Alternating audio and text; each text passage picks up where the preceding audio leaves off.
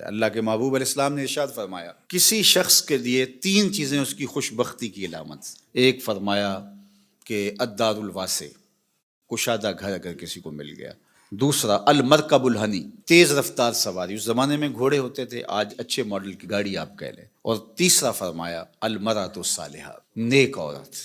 نیک عورت اللہ کا انعام ہے۔ اس کی تشریح بھی فرمائی کہ نیک عورت کون ہے۔ فرمایا جب تم اسے حکم دو تو وہ بجا لائے، اور جب تم اسے دیکھو تو تم خوش ہو جاؤ۔ تو یہ نیک عورت کی علامت بیان فرمائی گئی۔ تو نیک عورت آنے والی نسلوں کی ضامنہ بنتی ہے، اس لیے اچھی بیوی تلاش کرنا، اور کل وہ بیوی ماں بننے والی ہے اور آپ کی نسلیں اس کی گود میں پلیں گی، اور وہ ضامنہ ہے آپ کی نسلوں کی۔ اگرچہ یہ درست ہے کہ مرد کی اثرات اولاد کے اوپر مرتب ہوتے ہیں۔ الولد سر لابیہ، یہ فرمایا گیا کہ جو بیٹا ہوتا ہے یا بیٹی ہوتی ہے وہ باپ کا راز ہوتی ہے۔ باپ کے اثرات اولاد کے اندر ظہور پذیر ہوتے ہیں، اس میں کوئی شک نہیں، لیکن تربیت کا جوہر خاتون کے ہاتھ میں، ماں کے ہاتھ میں۔ تو مائیں ہی اولاد کو صالحہ اور پاکیزہ بناتی ہیں۔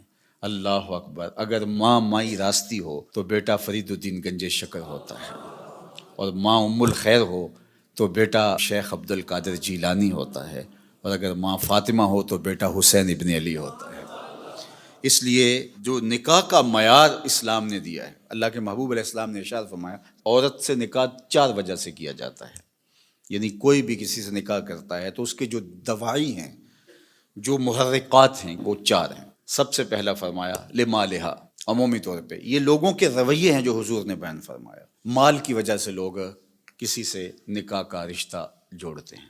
دوسرا فرمایا لحسبہا، کسی کے حسب و نسب کی وجہ سے، خاندانی وجاہت کی وجہ سے رشتہ جوڑا جاتا ہے۔ تیسری بات فرمائی ولجمالہا، کسی کی خوبصورتی کی وجہ سے رشتہ جوڑا جاتا ہے۔ اور پھر آقا کریم علیہ السلام نے چوتھا فرمایا لدینہا، کسی کے دین کی وجہ سے اس کے ساتھ رشتہ جوڑا جاتا ہے۔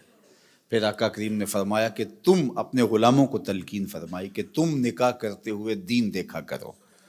اللہ اکبر!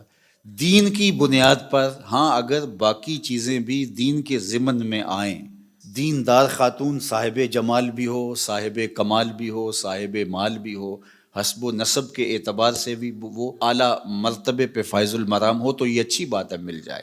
لیکن پہلی چیز جو ہے اس کا دین ہے، چونکہ اگر خاتون دیندار ہوگی تو نسلوں میں دین پھیلے گا۔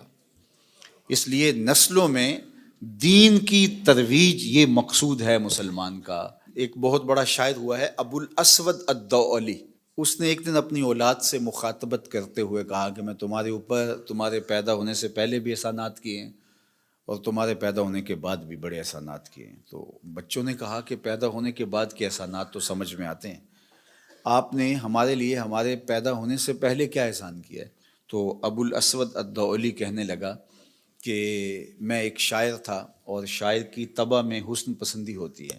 میں جب اپنی شادی کے مرحلے میں پہنچا اور نکاح کرنے کا میں نے سوچا، تو ظاہر ہے میری ترجیح تو یہی تھی کہ میں کوئی خوبصورت عورت تلاش کروں، لیکن میں جب ڈھونڈنے نکلا تو میں اپنے لیے خوبصورت عورت تلاش نہیں کی، تمہارے لیے با کردار ماں تلاش کی ہے کہ وہ میرے بچوں کی ماں بننے والی ہے۔ تو یہ وہ میرا احسان ہے، میں اپنی خواہشات اور اپنے جذبات کی قربانی دے کے میں نے آنے والی نسل کا سوچا ہے، اور نسل کی وجہ سے میں نے جو ہے وہ ترجیح دی ہے، چونکہ ماؤں پہ موقوف ہے اچھی نسلوں کی نشأت بھی، نہضت بھی اور تربیت بھی۔